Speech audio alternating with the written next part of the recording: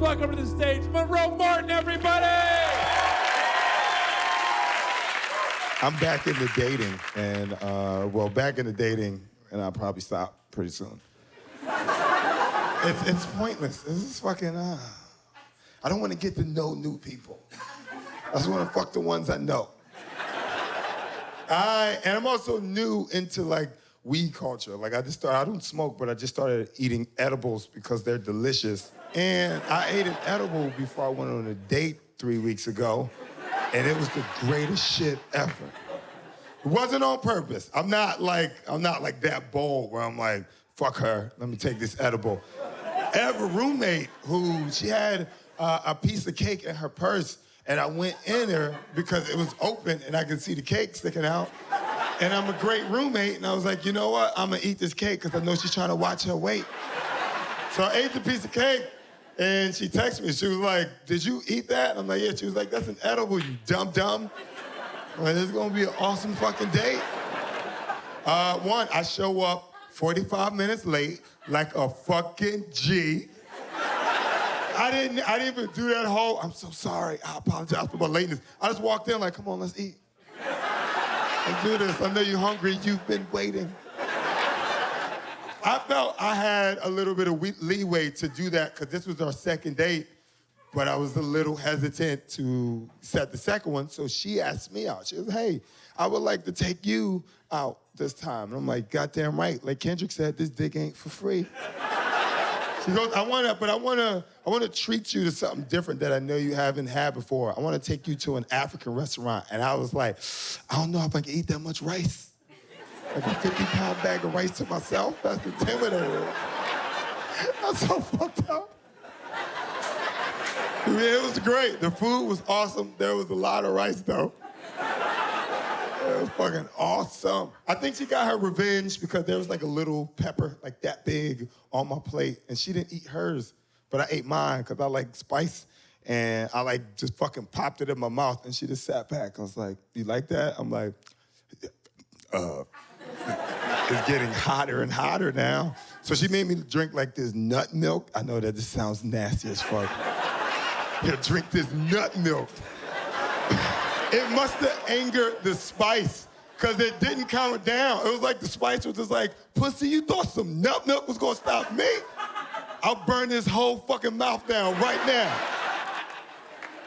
So I deal with it. That's her revenge. Now, when the check comes, ladies, if you invited the guy, that's kind of your duty. You pay that.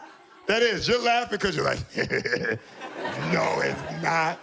Like, why would you go let me take you out and then I pay for myself? You could have just texted me the name of the restaurant and I went and ate by myself. Now I gotta pay for 2 people? I could have did this shit myself. Now, I don't mind paying. I don't care. I don't really mind it. But what I do want is you to at least make a gesture. Like, act like you're gonna fucking pay. She didn't do that. She, like, all right, so, because you look like you don't know what the fuck gesture to make. Like, look in your purse. You don't know, matter what. You can just be, like, flicking a penny back and forth. We don't know. We can only see this part. So just make eye contact. Like, you're just buying time until the guy goes, you know what? I got this. She didn't do that. She just slacked down in her chair and then put her phone, like, straight to her fucking face. So I pay, but then I guess my high confidence goes, you know what, fuck that, make her pay that tip. So I do. I pay, and then I go, you gotta pay the tip, yo. Just like that, with a little bit more bass in my voice. I go, you gotta pay that shit. She goes, what do you mean I have to pay the tip? You have to add additional money to the money I laid down to show gratitude for the person who served you. Well, I've never had to pay the tip on a date before. That was her actual voice. I am not making this shit up. I'm into weird chicks, okay? She pulled out her last $7. I knew it was her last by the condition of the money. And it was a $5 bill and a $2 bill. That's birthday card money. That's money your grandmother puts in the car. You need to save your $2 bills. They'll be worth more someday. So I take a little shitty money, and I gotta add more to it, because $7 is not enough for anything. I take that, I pay it, and I like do it slowly and look her in the eyes like, yeah, I just did that. So now we're on the train. I'm in my own little world, my own little high world. She's sitting right next to me. And I don't like looking to see what people are doing on their phone, but she was on her phone for a very long fucking time. Or it seemed like a long time, because when you're fucked up, you don't know how long shit actually is. But I like looked over to see what she was doing, and she was looking at dick pics. Not my dick pic. It wasn't like she was looking as I can't wait to get with this tonight. I don't send dick pics. I feel like that's a bit immature. You gotta believe in yourself. My dick is like, it's like an independent movie. Ain't no trailers for that shit. Come to the Angelica and see it for yourself. So I say something to her. I go, are you looking at dick pics right now? She's like, yeah, but every girl looks at them on her phone. I'm like, not like it's pictures of your niece and nephew. You're scrolling through like it's a photo album. Like, this is when we were at Six Flags. Do I leave the date? No. I continue the date to our destination, which is the movies. We finally get to the movies. Now, I don't know how y'all live, but my movie theaters, their seats do shit. So she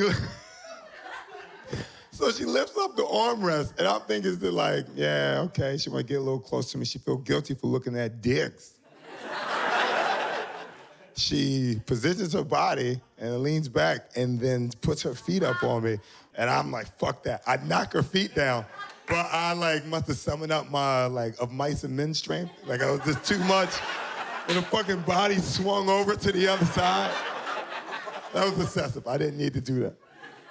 So I was like, you know what? Let me get out of the situation. I go to get popcorn. Now, there's an etiquette to how you receive someone's popcorn who are sharing with you. You take these 2 fingers and this digit right here, and you grab 3 to 4 pieces. And then you eat, and then you go back for more if you feel the need to. This fucking monster of a woman takes her 5 fucking fingers, and she digs deep down like she's looking for like that NSYNC CD. like we're like Dave and Buster's, and this is a claw machine. This is like, I worked hard for this CD. And then she brings it up, and then she takes a fistful of popcorn and fucking stuffs it in her face. Like 12 pieces roll off, and they fall on the ground. I'm angry because you just wasted food. There are hungry kids in Brooklyn. I know people say Africa, but I've never been there before. Gotta worry about the ones in my backyard. So I'm like, fuck that, this date is over. I don't say that out loud, I say it in my head. But I don't believe I'm gonna leave because I'm just not that much of a man. So I have to do the process in my head so I can get the fuck out of there. I do the paperwork. So as we're sitting there, I take my phone out, I dim the light, because I don't want her to see what I'm doing. Then she should have dimmed the light if you're gonna look at dicks on your phone. It's a very private moment. You don't wanna have your fucking backlight up to 100 while you're looking at dicks. And they weren't even big dicks. Who looks at regular sized dicks? That's like looking at a regular sized apartment. No, you want to dream. I delete her number. And then I delete her on Facebook, block her on Twitter, Instagram. I start a LinkedIn account, find her and delete her on that shit. And I'm like, you know what? It's time for me to get the fuck out of here. So I say to her, like, I'll be right back. I gotta go to the bathroom. And I get up, and I leave, and I walk to the comedy club, and I do a set, and it was fucking amazing. I murdered. And y'all are like, my dad left me. I turned out perfect. All right? He had obligations. I don't know this lady. A lot of my friends were like, oh, that's fucked up, man. What if she approaches you? What if she finds you and says something to you? What's she gonna say? You left me at the movie theater. I thought you said you were going to the bathroom. I did. I just didn't specify which one I was going to. All right, I gotta go. See you later. Thank y'all. Peace. My number 1 first special is Chris Rock, Bring the Pain. There's nothing better than that. There's absolutely nothing better than Bring the Pain. Then you got Live at Sunset Strip. Then you got Elephant in the Room. Then there's